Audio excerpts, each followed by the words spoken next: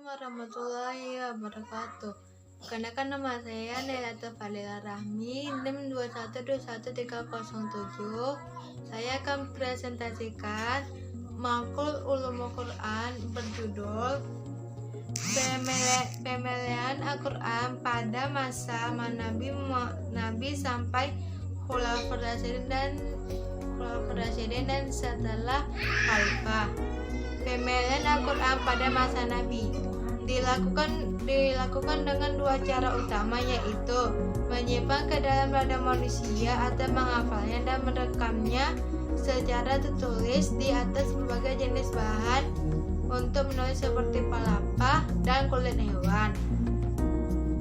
Dalam proses pemeliharaan Al-Quran pada masa Nabi, ada beberapa sahabat yang terkenal sebagai hufazul Quran, yakni Ubay bin Ka'ab, Mu'az bin Jabal, Zaid bin Sabit, Ali bin Zabit, dan Abu Zaid al-Ansyari, Ali bin Abi Thalib, Sa'ad bin Ubaid, Abu al-Darra, dan Ubaid bin Muawiyah, Utsman bin Affan, Tamim al-Dari, Abdullah bin Mus'ad, Salim bin Makil, Ubadah bin Samit, Abu Ayyub, dan Muzammi' bin Jari'ah. Setelah hijrah ke Madinah, Nabi memperkerjakan sejumlah sekretaris untuk menuliskan wahyu atau kutab al-wahy. Di antara sahabat yang biasa menuliskan wahyu adalah 4 khalifah. Pertama, Muawiyah, Ubay bin Ka'ab, Zaid bin Sabit, Abdullah bin Mas'ud, Abu Musa al-Asy'ari, dan lain-lain. Syaikh Abu Abdullah Az-Zanjani, salah satu sarjana Syiah terkemuka abad ke-20, bahkan menyebut 34 nama Nabi yang ditugaskan mencatat wahyu. Para sekretaris itu bertanggung jawab dalam penulisan Al-Quran secara langsung kepada Nabi. Dalam suatu riwayat disebutkan bahwa Nabi Shallallahu Alaihi Wasallam menitahkan pada sekretarisnya menempatkan bagian Al-Quran yang baru diwahyukan pada posisi tertentu atau surah tertentu, sehingga susunan mushaf Al-Quran dianggap tauqifi atau berdasarkan petunjuk langsung Nabi. Diriwayatkan oleh Ibnu Abbas dari Utsman bin Affan bahwa apabila diturunkan kepada Nabi suatu wahyu, ia memanggil sekretaris untuk menulisnya. Kemudian bersabda, letakkanlah ayat ini dalam surah yang menyebutkan begini atau begitu.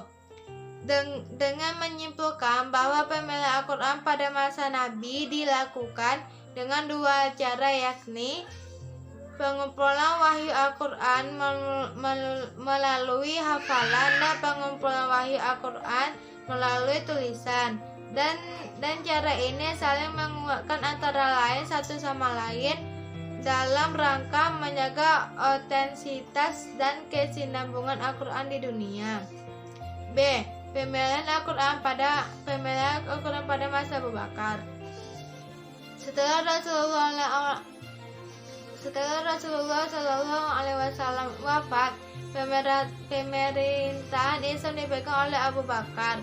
Ketika Abu Bakar menjabat menggantikan Rasulullah Shallallahu Alaihi Wasallam, dia menghadapi beberapa peristiwa besar berkenaan dengan kemurtadan sebagai orang Islam. Karena itu beliau menyiapkan pasukan dan mengirimkan untuk memerangi orang-orang murtad itu.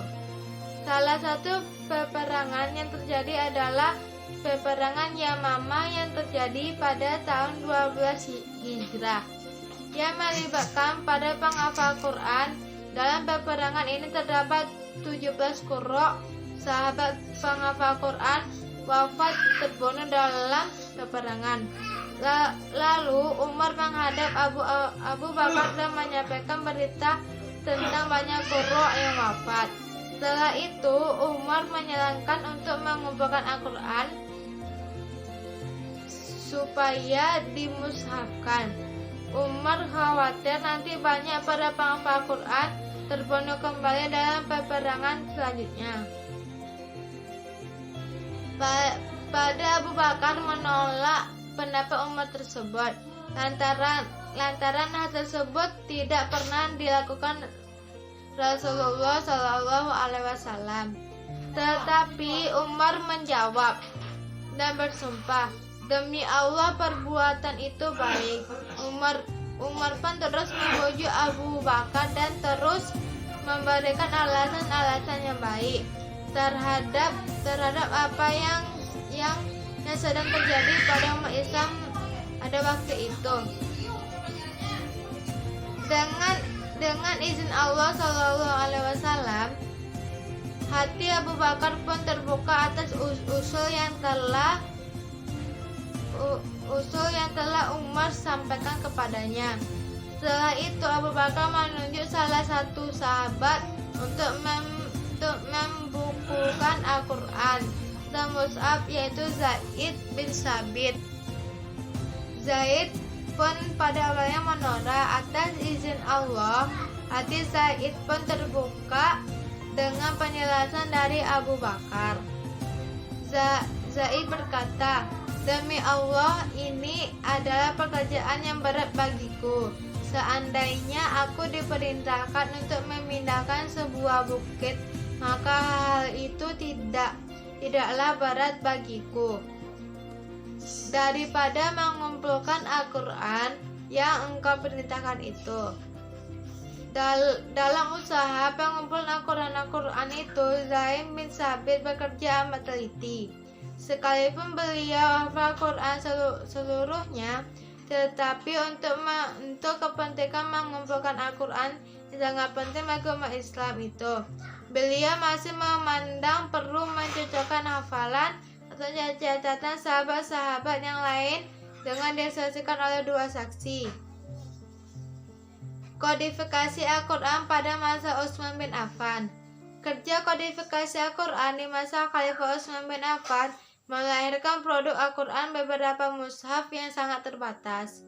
Sejumlah mushaf Utsmani atau Al-Imam. Mushaf Utsmani atau Al-Imam merupakan fase ketiga dalam sejarah kodifikasi Al-Quran. Pada masa Khalifah Abu Bakar, Sayyidina Umar tercatat sebagai orang yang mengusulkan kodifikasi Al-Quran kepada pemerintah. Sedangkan masa Khalifah Utsman bin Affan, sahabat Hudzaifah ibnu Yaman adalah orang yang mengusulkan kodifikasi Al-Quran kepada pemerintah dengan sebab yang berbeda. Imam Bukhari dalam kitab Sahihnya menceritakan dari sahabat Anas bin Malik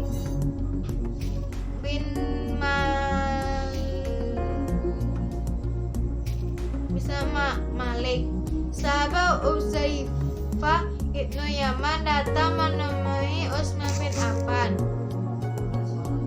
Hudzaifah yang bertugas dalam ekspedisi penaklukan Armenia dan Azerbaijan melaporkan kepada Utsman betapa terkejutnya ia atas keragaman versi bacaan Al-Quran, atau di mana mereka saling mengkafirkan karena perbedaan versi bacaan. Selamatkanlah umat ini sebelum mereka terpecah perihal bacaan seperti Yahudi dan Nasrani, kata Hudzaifah kepada Utsman. Keresahan ini tidak hanya dirasakan oleh sahabat Hudzaifah. Riwayat Ibnu Jarir menunjukkan betapa banyaknya sahabat yang mengalami keresahan yang sama, di mana banyak masyarakat membaca Al-Quran dengan berbagai versi dan bahkan sebagai membaca dengan salah. Kodifikasi Al-Quran era Khalifah Utsman didorong oleh situasi yang berbeda dari situasi yang dihadapi Khalifah Abu Bakar, yaitu banyaknya penaklukan kota-kota dan sebaran umat Islam di berbagai kota-kota yang jauh. Selain itu, kebutuhan umat Islam yang telah menyebar di berbagai penjuru negeri terhadap kajian Al-Quran mengharuskan kerja-kerja kodifikasi Al-Quran di era Utsman bin Affan.